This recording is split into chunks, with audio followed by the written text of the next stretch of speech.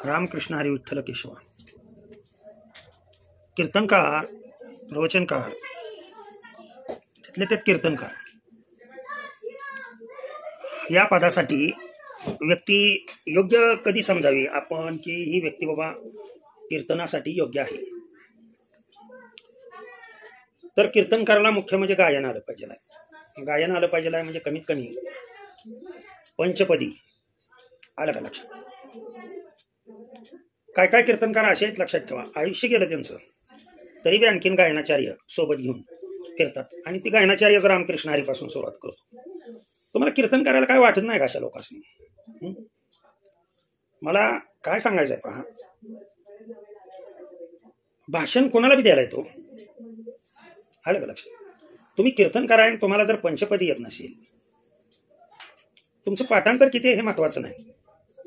कीर्तनकार म्हणलं की सर्व अंगाने परिपक्व पाहिजे. त्यानंतर प्रमाण जे आहेत, आलं का लक्षात. नुसतं प्रमाण काढून तर देता आलं पाहिजे आणि जे प्रमाण देतोय ते प्रमाण आपलं स्वतःचं पाठ असावं. आणि प्रमाणाशिवाय तुम्ही किती गप्पा मारा, तुम्ही दृष्टांत द्या, सर्व काही करा, लोक हसवा, तुम्हाला फुल्ल परवानगी, परंतु प्रमाण दिल्याशिवाय तुम्ही हे करू शकत नाही. जरा वाईट वाटेल या गोष्टी. अहो, कीर्तनकार होताय म्हणजे एकदम तुम्ही पहिलीतनं एकदम ग्रॅज्युएटचं सर्टिफिकेट मिळवताय हो. मधला आदलं कुणी माझ्या बापानी शिकायचं हा, ते तुमचं पाठ असलं पाहिजे आहे तर तुम्ही त्या योग्यतेचे कीर्तनकार आहात. माझं स्पष्ट बोल आहे.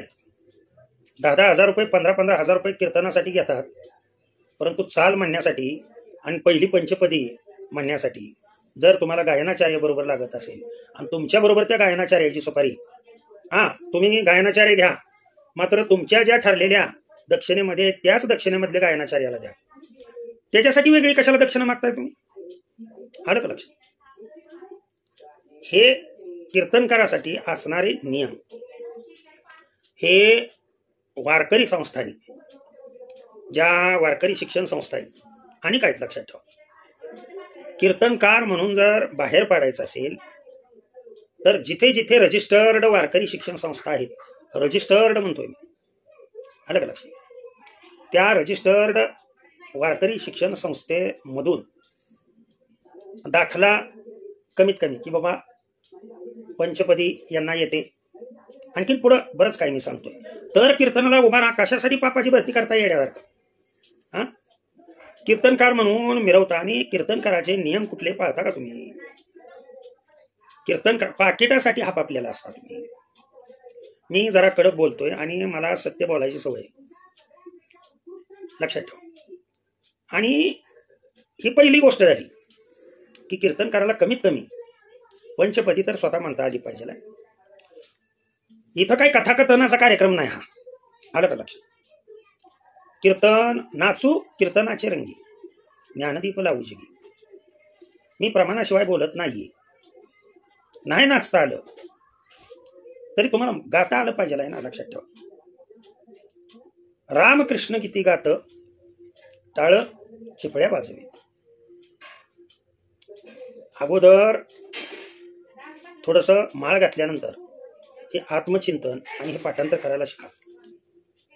जसं तुमचं पाठांतर होईल तस तसा तुम्हाला अनुभव येत जाईल. त्याचं लक्ष असतं म्हणून तुम्हाला सुख लागत नाही. तुम्ही आपापाचा मार, मग आपापाला मग दवाखान्यात पैसे जातात तुमचे. मग कोणाला डायबिटीस आहे तुम्हाला सांगतो, कोणाला बीपीचा त्रास आहे, कोणाला खोकला आहे, कोणाला मुळ्याचा त्रास आहे. ते कुठल्या ना कुठल्या बाबतीमध्ये हे घेतलेला माल हा बाहेर जात असतो. जरा कडक बोलतोय मी, असं बिनधास्त राहायला शिका. ध्यानात आलं, कुठलाही आजार नाही आपल्याला, कुठलाही आजार नाही आयुष्यामध्ये. 65 वर्ष झाली.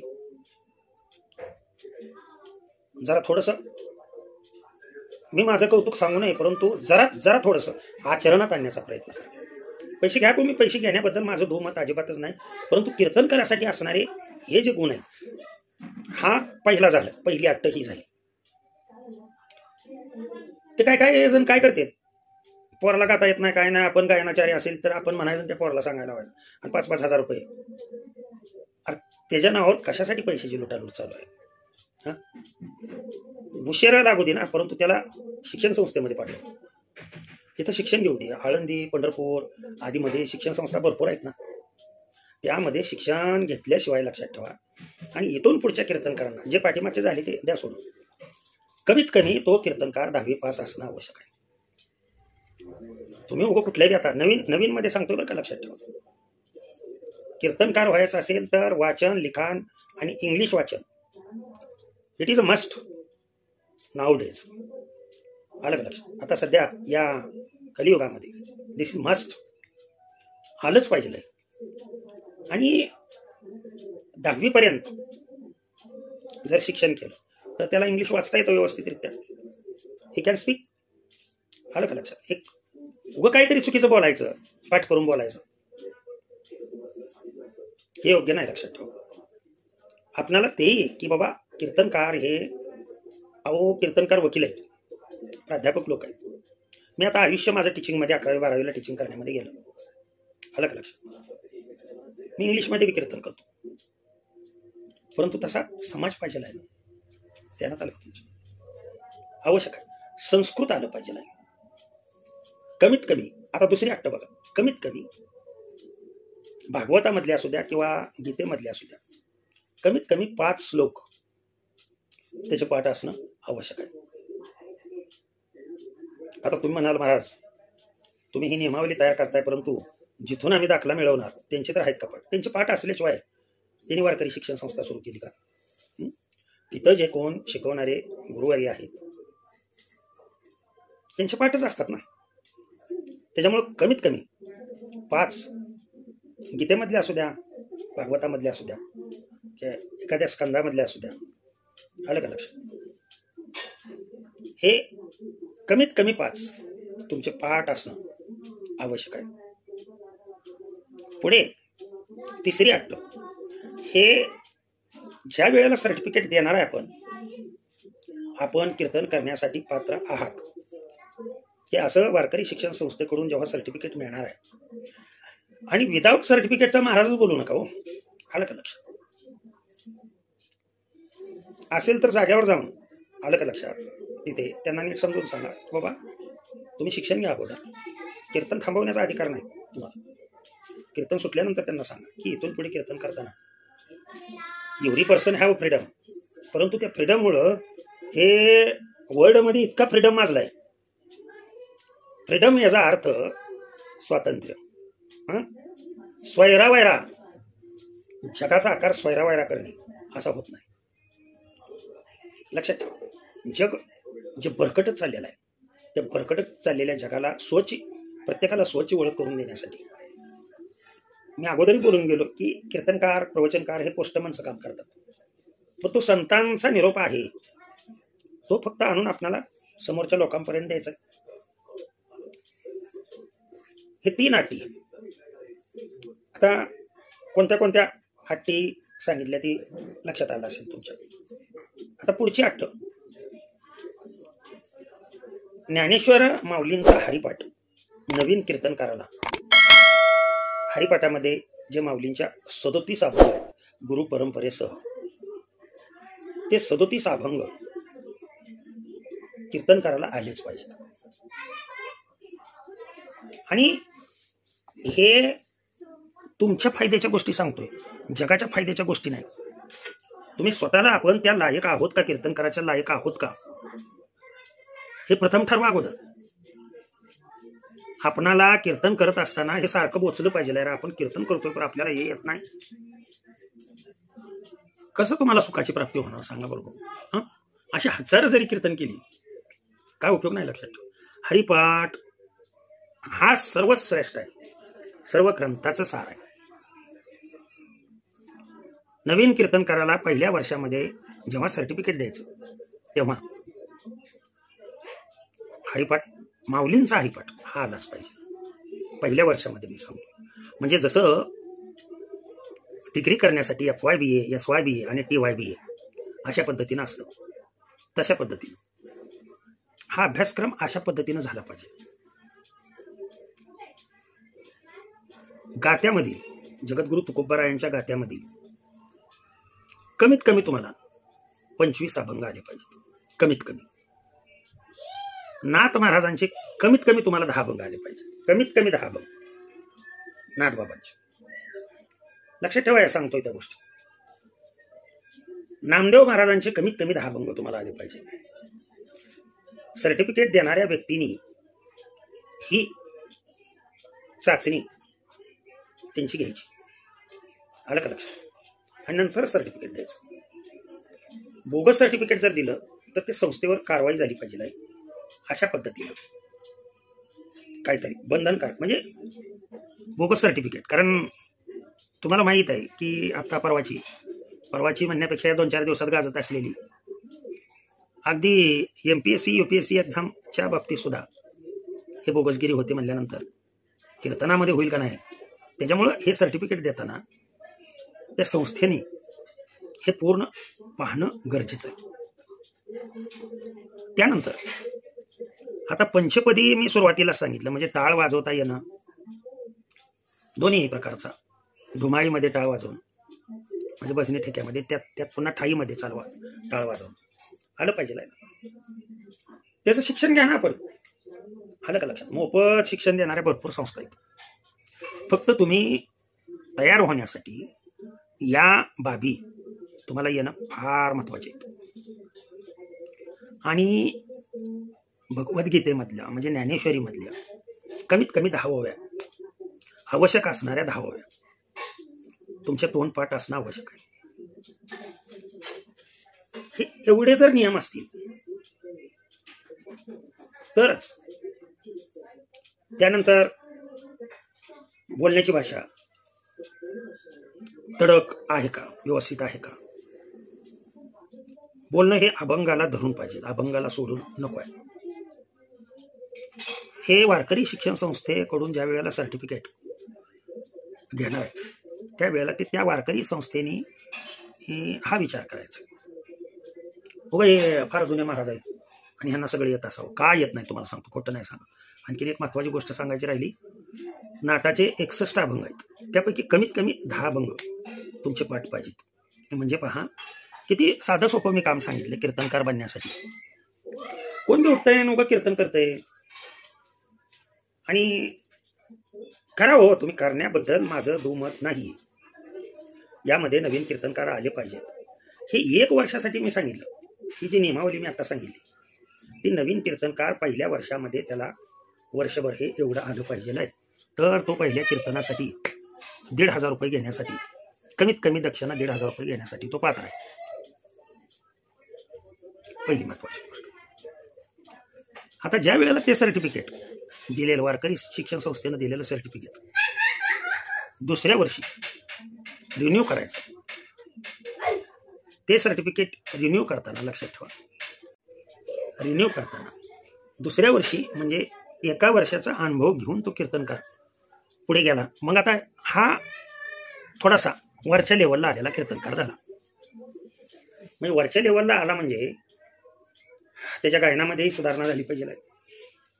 हे मूळ पाठांतर तर ते आलंच पाहिजे. ज्यादा त्याला काय आलं पाहिजे ते त्या नवीन कीर्तनकारांना. तर एकनाथ महाराजांचा हरिपाठ आणि ताटीचे अभंग आणि नाटाचे सर्व अभंग हे त्याचे पाठ असणं आवश्यक आहे. नाहीतर तो पहिल्याच वर्षामध्ये त्याच्याशिवाय रिन्यू करायचं नाही. येत आहे का लक्षात. जरा नियम कडक आहेत बाळांनो. मग कडक शिवाय कडक नोटा मिळतात का. हे कीर्तनकार जे एवढे पैसे घेतात त्यांच्याकडं ज्ञान आहे. आणि आणखीन एक गोष्ट सांगायची राहिली की कीर्तनकार कुठल्या लेवलचा आहे बघून ऑन द स्पॉट जिथे सप्ताह चालू आहे तिथे सप्त्यातील एखाद्या व्यक्तीने की बाबा माऊलींच्या हरिपाठामधले 2 अभंग म्हणून दाखवा, म्हणजे कीर्तनकार अभ्यास करतील. उगाच तेच कॅसेट, एकच कॅसेट वर्षभर चालतंय. जुन्या महाराज लोकांचं हेच चालू होतं काय. मग ते मारताना बी व्यवस्थित मारले नाहीत बरं का, लक्षात ठेवा. मी काय म्हणतो त्याच्यावर नीट लक्ष द्या. इथंच करायचं आणि इथंच फेडायचं असतं. आणि आयुष्यभर सगळं कमवलेलं काय याच्यासाठी केला होता अट्टहास शेवटचा दिस गोड व्हावा. तो जर गोड व्हावा आपला असं वाटत असेल तर ही जी कीर्तनकाराची जी मी नियमावली सांगितली ही आजपासून जर चांगले अनुभवी लोक, या वारकरी संप्रदायामधले अनुभवी लोक एकत्रित येऊन, हे माझं मत आहे, ह्याच्यावरती विचार करावा. आलं का लक्षात? आणि वारकरी संप्रदाय एक असावा. माऊली, जगद्गुरु तुकोबराय हे सगळे पांडुरंगाचेच भक्त, फक्त हे एक असावं. पण ते ज्याच्या त्याच्या परंपरेनुसार. परंतु पंचपदीला तुम्ही काय घेताय? रूपाचं वर्णन झालं मी संपलं, त्याच्यावर नको भांडण नको आहे. परंतु एवढं आलं त्या नवीन कीर्तनकाराला तरच हे द्यायचं. आणि रिन्यू करताना मी सांगितलं की नाथ महाराजांचा सर्व हरिपाठ साधारण 26 अभंग आहेत. हरीची या दासा, हरिदाही दिशा, आलं का लक्षात? हरिगाथा तो हरिपाठ. आपले ताटीचे अभंग, मुक्ताईचे, योगी पाऊल मनाचं, नाटाचे अभंग साधारण 61. हे अभंग पाठ झाल्यानंतर त्यांना रिन्यू करून ते सर्टिफिकेट द्यावं. मग तिथून पुढे ते कीर्तनकार तर मुख्य झाले, मग तिथून पुढे ते भागवत कथेमध्ये जातील, कुठेही जातील, लक्षात ठेवा. परंतु ही अवस्था 1-2 वर्षामध्ये त्यांना अट्ट घालून द्यायची की तुम्ही उरलेलं एवढ्या हे रिन्यू करायची मुदत घालून द्यायची त्यांना. 1-2 वर्षामध्ये तुम्ही हे रिन्यू करा. आणि जोपर्यंत रिन्यू तुम्ही करत नाही तोपर्यंत तुम्ही 1,500चेच, मग ते कुठून येऊ द्या, मुंबईवरनं जरी आला 400 किलोमीटर तरी सुद्धा दक्षिणा त्याची 1,500च. येतं का लक्षात तुमच्या? कारण इथं यायचं, सत्तामध्ये यायचं, लोकांनी तुमच्या पाया पडायचं. कीर्तनकार म्हणजे चालती बोलती भगवंताचा तो अवतार असतो. तुमच्या पाया पडतात लोक. काय काय म्हणून पाया पडतात? माझे संत महात्मे, माझा भगवंत इथेच आहे. स्वतः आता प्रमाण देत बसत नाही. त्यासाठी भगवंत कीर्तनामध्ये हजर असतात, लक्षात ठेवा. आणि कीर्तन बरं का बसून करू नये. आपली ज्या वेळेला ती अवस्था होती, कारण कथा करण्यासाठी, कीर्तन करण्यासाठी कथेची सामग्री द्या अवसानावरी ऐसे करिगा पांडुरंगा, गात्र माझी पांडुरंगा, आलं का लक्षात? प्रपंच ओसरो ते त्याचं चरण तिथे आलं. हे म्हणून सांगितलं. एकदा एक ठराविक वय झालं की इकडचं तिकडं होतं, तर असं घडू नये. आणि हा कालावधी अगदी तुम्ही लहानपणापासून तुम्ही कमवायला सुरुवात करू शकता ना. 16-17 वर्षाच्या काल ज्ञानेश्वर माऊलीनी वयाच्या 16व्या वर्षी, लक्षात ठेवा, काय ज्ञानेश्वरी जर लिहिली असेल आणि आपण जर असा विचार करत असाल की बघू म्हातारपदी परमार्थ करायचा, उपयोगच नाही ना. पहा, याच्यावरती आवर्जून विचार व्हावा. हे माझं वैयक्तिक मत सांगितलं तुम्हाला. जरा अवघड वाटेल कीर्तन करा, परंतु सत्य बोले माझी वाचा. जी आहे सत्य परिस्थिती आता सध्या मी पाहतोय, आलं का लक्षात? मग मागे सांगितलेल्या व्हिडिओमध्ये रिन्यू केल्यानंतर मग तुम्ही 2,000, 3,000, 4,000, 5,000 कमीत कमी त्या अटी मी सांगितली. तिथून पुढे तुम्हाला समोरची व्यक्ती किती देते त्याच्यावरती अवलंबून आहे. एखाद्याला वाटलं नाही आम्ही 10,000 रुपये द्याल, आनंदाने स्वीकारा, आलं का लक्षात? कारण त्या कीर्तनकाराची तशी पात्रता आहे, तिनं तशी पात्रता निर्माण केली. लाख रुपये द्या. शेवटी पात्रतेवर असतं, ध्यानात आलं का तुमच्या? आणि पात्रता नाही, काय नाही, कोणी बी उठायचं. आणि ती गावची चावडी नाही. मला असं माझं स्पष्ट मत आहे बरं का, जरा थोडंसं क्षमा करा मला, परंतु एकच एवढा क्षेत्र शुद्ध स्वरूपामध्ये राहिलेलं आहे. आणि ते जर दूषित केलं तर मग समाज या कलियुगामध्ये जाग्यावर राहणं फार अवघड गोष्ट आहे. हे वैयक्तिक माझं मत मी सांगितलं. असं तुम्ही केलंच पाहिजे, असं अजिबात माझं मत नाही, हेही सांगतो. हे मला जे बुद्धीला सुचलं, या कलियुगामध्ये टिकून राहण्यासाठी काय करावं, ह्या थोर व्यक्तींनी ह्या गोष्टीचा आवर्जून विचार करावा, ह्याच्यावर चिंतन करावं. यातून मार्ग तुम्ही एवढंच ठेवायला पाहिजे असं काय नाही, पण मिनिमम तुमची अट्टी ठेवा की जेणेकरून चांगले कीर्तनकार तयार होतील. ओके, झालेली सेवा तुम्हा सर्व वारकरी संत जनांच्या चरणी अर्पण करून सेवेला मी पूर्णविराम देतो. पुंडलिक वरदा विठ्ठल, श्री ज्ञानदेव तुकाराम, विठ्ठल विठ्ठल विठ्ठल विठ्ठल. पुढच्या व्हिडिओमध्ये व्यासपीठ चालक, काकडा म्हणणारे, हरिपाठ म्हणणारे, मृदंगाचार्य यांच्यासाठी गायनाचार्य म्हणजे उरलेले सर्वच, यांच्यासाठी देणगी रक्कम किती असावी सप्त्यामध्ये, त्याचा वेळ मिळाल्यानंतर बनवण्याचा मी प्रयत्न करेन. ओके.